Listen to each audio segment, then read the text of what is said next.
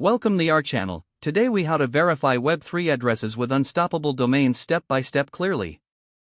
Open your web browser and navigate to the Unstoppable Domains website. Log into your account using your registered credentials. On the home page, locate the search bar.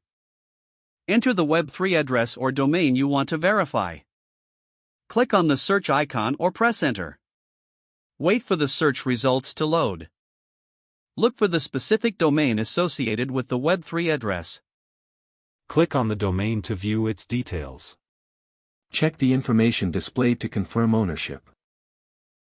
Take note of any relevant details, such as registration date and owner information. If necessary, cross-reference the information with additional sources. If the domain is valid and the details match, you have successfully verified the web3 address. For further verification, consider using a blockchain explorer. Open a new tab and visit a reputable blockchain explorer website. Enter the relevant details from the web3 address into the search bar. Analyze the results to confirm transaction history and ownership. If everything checks out, you've completed the verification process. Always keep your records updated for future reference. If the page does not load, refresh the browser or try again in a private or incognito window. Make sure you are using the correct email address, then retype it carefully to avoid small typos. If your password is not accepted, use the reset option and create a new strong password you can remember. Check your spam folder for verification or security emails, then complete any requested confirmation steps.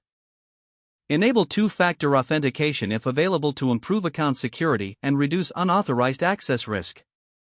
After signing in, review your profile details so your contact information and settings are accurate and current.